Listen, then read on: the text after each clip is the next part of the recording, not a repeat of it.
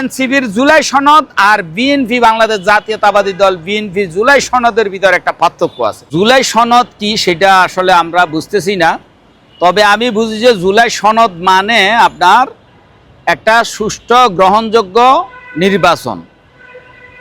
আর যদি গ্রহণযোগ্য সুষ্ঠু নির্বাচন না হয়, 12টা মাস হয়ে গেছে, এই 12টা মাস অতিবাহিত হওয়ার কারণে জুলাই সনদটা আপনার প্রশ্নবিদ্ধ এখন দেখা দিয়েছে। আপনারা যেটা জানেন, প্রশ্নবিদ্ধ বলে কেন জুলাই সনদ হচ্ছে, যারা জুলাই সনদ আপনার এককভাবে দাবি করতেছে আপনার, তারা আজকে বিশেষ করে এনসিপির কথা বলবো। আপনার এই এনসিপি যারা জুলাই সনদ না এককভাবে দাবি করতেছে, তারা এই রাষ্ট্রকে লুটপাট করে খাচ্ছে। আসলে আমরা তো রাষ্ট্রটা লুটপাট করে খাওয়ার জন্য, রাষ্ট্রটা লুটপাট করে খেত কারা? শেখ হাসিনা। আমরা শেখ হাসিনা যে গণতন্ত্র লুট করলো, মানুষের ভোটাধিকার হরণ করলো, তারই প্রতিবাদে গত 16-17 বছর বাংলাদেশ জাতীয়তাবাদী দল বিএনপি যে 17 বছর আন্দোলন করলো, সেই আন্দোলনের মধ্য দিয়ে এদেশের মানুষ আপনার শেখ হাসিনাকে এক দফার আন্দোলনের ভিত্তিতে বিদায় করলো এই দেশ থেকে। কিন্তু বিদায় করার পর এই নয় যে আমরা নির্বাচন ছাড়া স্বাধীনভাবে দেশটাকে লুট করে সবাই দুর্নীতিবাজি করব, মব তৈরি করব, অমুকের হাত থেকে, অমুকের ঘর থেকে, অমুকের বাড়ি থেকে আমরা টাকা নিয়ে আমরা হাজার হাজার কোটি টাকার মালিক হব। এটা জুলাই সনদকে কলঙ্কিত করছে। আমি মনে করব যে জুলাই সনদ, আগে দিয়েও একটা কথা বলেছি, জুলাই সনদ লাল না সাদা না কালো, এটার রং আমরা কিছু বুঝতেছি না। কিন্তু একটা জিনিস বুঝতে পারতেছি, যে এনসিপি আপনার জুলাই সনদ দাবি করতেছে, এই এনসিপির জুলাই সনদ আর বিএনপি বাংলাদেশ জাতীয়তাবাদী দল বিএনপি জুলাই সনদের ভিতর একটা পার্থক্য আছে। পার্থক্য কি?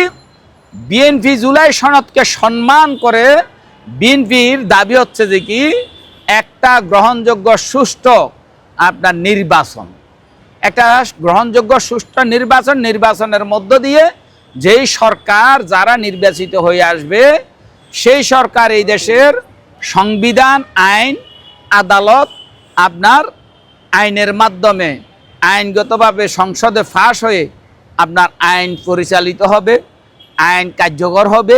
সেটাই হচ্ছে যে বাংলাদেশ জাতীয়তাবাদী দল বিএনপির জুলাই সনদের সেই নমুনাটা আমরা বুঝতে পেরেছি।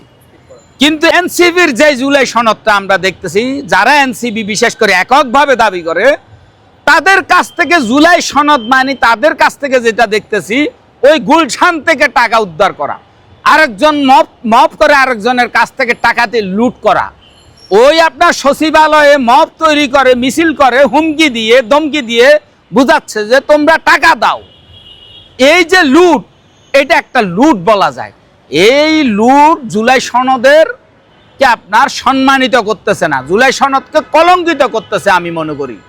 শুধু তাই নয়, সচিবালয় থেকে শুরু করে গুলশান, সেটা না শুধু ধানমন্ডিতে আপনার আওয়ামী লীগ আজকে যারা অপরাধ করেছে তারা পালিয়ে গিয়েছে, কিন্তু যারা আছে, কোথায় আছে, কিভাবে আছে, তাদেরকে অন্যায় করলে পুলিশের হাতে দিবেন, প্রশাসনের হাতে তুলে দিবেন, কিন্তু তাদেরকে ধরে তাদের কাছ থেকে টাকা নেওয়া জুলাই সনদকে কলঙ্কিত করা, জুলাই সনদকে অপমানিত করা মনে করি। আমি মনে করি জুলাই সনদ হওয়া উচিত একটা জুলাই সনদের আদর্শ উদ্দেশ্য হওয়া উচিত একটা গ্রহণযোগ্য সুষ্ঠু নির্বাচনের ঘোষণাই হলো যে জুলাই সনদ। আওয়ামী লীগ এই জুলাই সনদের মধ্য দিয়ে আওয়ামী লীগ নির্বাচন করতে পারবো না। আওয়ামী লীগকে বাতিল ঘোষণা করাই জুলাই সনদ। বাতিল ঘোষণা তবে একদিনে করতে পারবে না। এই বাতিল ঘোষণা যদি করে, যদি এই সরকার করতে পারে, অনেক বিলম্ব হয়ে গেছে, 12 মাস হয়ে গেছে, আরো 6 মাস আগে আওয়ামী লীগকে আপনার নিষিদ্ধ করতে পারত।